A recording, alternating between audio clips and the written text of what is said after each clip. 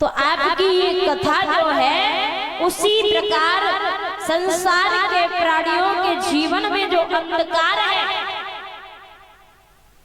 उस अंधकार को समाप्त करने वाली है कि अज्ञान विद्वश्य कोट सूर्य समप्रभ सुत्याख्यान कथा सारम मम कर आपकी कथा इस संसार में प्रकाश करने वाली है, सूर्य के समान है। तो महाराज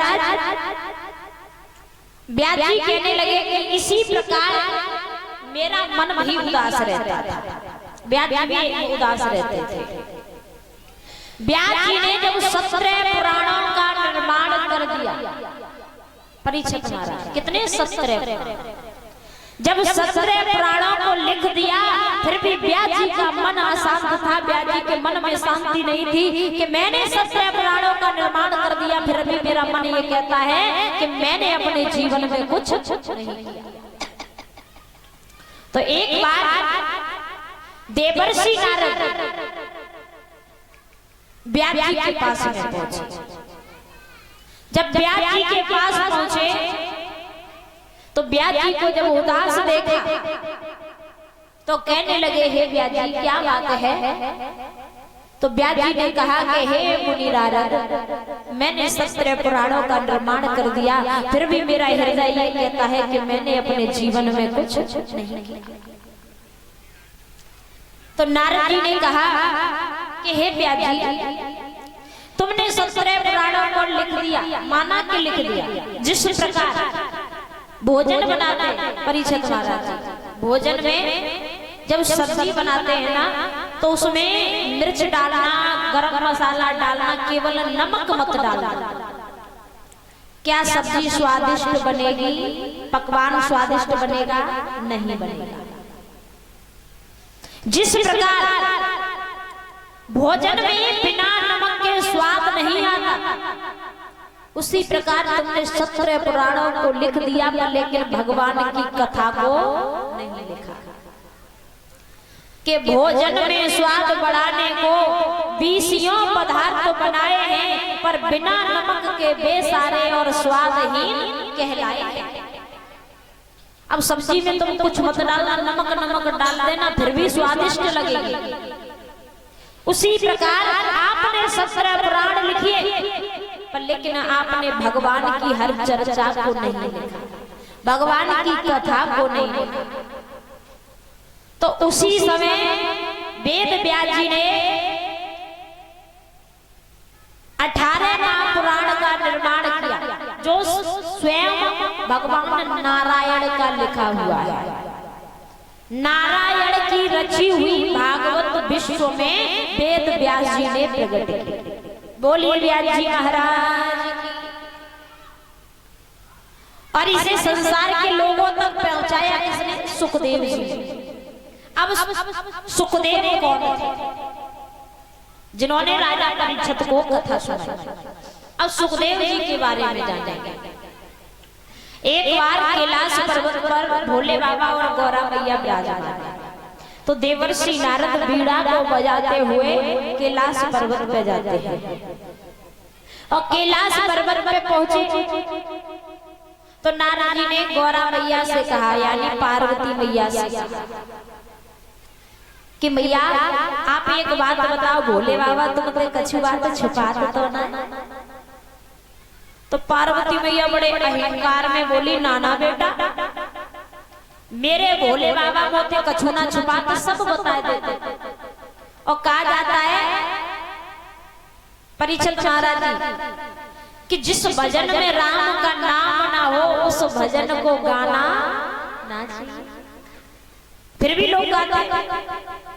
जिस भजन में भगवान का नाम नहीं है मैया, उस भजन को मत गाओ। जिस भजन में परम पिता परमात्मा का नाम नहीं। और कहते हैं कि पत्नी चाहे कितनी भी प्यारी, उसे भेद बताना ना चाहिए। पत्नी चाहे कितनी भी प्यारी हो, कितनी भी तुम प्रेम करते हो, पर लेकिन अपने मन का भेद नहीं बताना चाहिए, क्योंकि माताओं की आदत होती है कि बात उनके पेट में पचती नहीं, हाजमोला नहीं। आज अगर तुमने एक बात उनसे कह दी तो दूसरी जगह पहुंच जाएगी, और दूसरी ने सुन ली तो तीसरी जगह पहुंच जाएगी, फिर संसार में प्रचार हो जाएगा। और भाई कितना भी दुश्मन हो उसे भेद नहीं छुपाना चाहिए, क्योंकि जब मुसीबत आ जाती है तो भाई ही साथ देता है। तो परीक्षित महाराज जी अब भोले बाबा के बारे में पार्वती भैया कहने लगी, नाना बेटा भोले बाबा को उसे कछु बात ना छुपाते, सब बता देते हैं। तो नारद जी बड़े मीठे स्वर में बोले, मैया भोले बाबा ने तुम्हें अमर कथा सुना दी होगी। और जैसे ही अमर कथा के बारे में पार्वती भैया ने सुना, कहने लगी, नाना बेटा अब भोले बाबा की समाधि खुल जाए, आज मैं अमर कथा सुन के ही रहूंगी।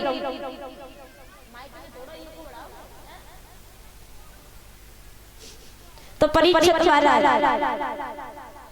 नारद, देवर्षि नारद का नाम है नारद।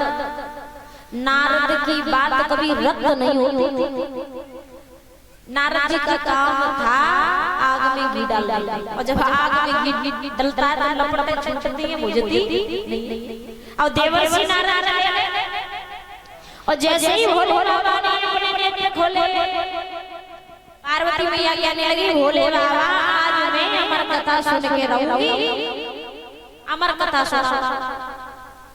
भोले बाबा समझ गए कि आज कोई न कोई कैलाश पर्वत पे आयो जो। भोले बाबा ने पूछी, पार्वती एक बात बताओ, आज यहाँ पे कोई आओ? पार्वती मैया बोली, हाँ नाना जी आए। भोले बाबा समझ गए कि कहो धरो दोनों जीव पार्वती की है, लेकिन सब नाना जी की।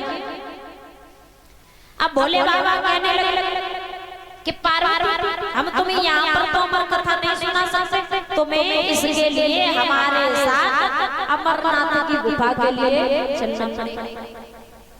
अब देवर्षि नारद पार्वती मैया को लेकर के अमरनाथ की गुफा में पहुंचे, सभी जीव जंतुओं को निकाल लिया। अब भोले बाबा बैठ गए आसन लगा। अब भोले बाबा ने पार्वती मैया से कहा, मैया कि देवी मैं तुम्हें अमर कथा सुनाऊंगा, लेकिन याद रहे हुकरा देते जासू हमें पतो जाए कि तुम कथा सुन रही हो। कहते हैं ना कि आजकल लोगों को दवा खाने से नींद नहीं आती, पर लेकिन भगवान की कथा ऐसी है कि ध्यान से सुन ली जाए तो तुरंत नींद आ जाए। बोले भगवान की।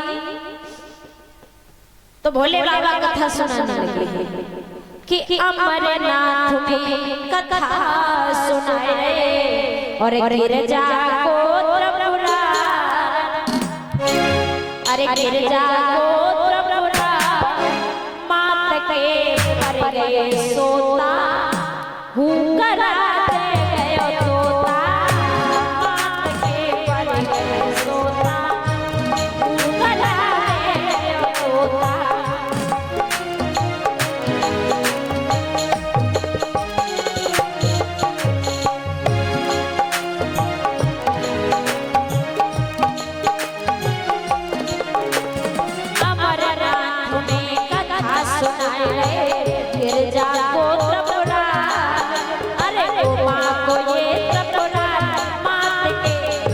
सती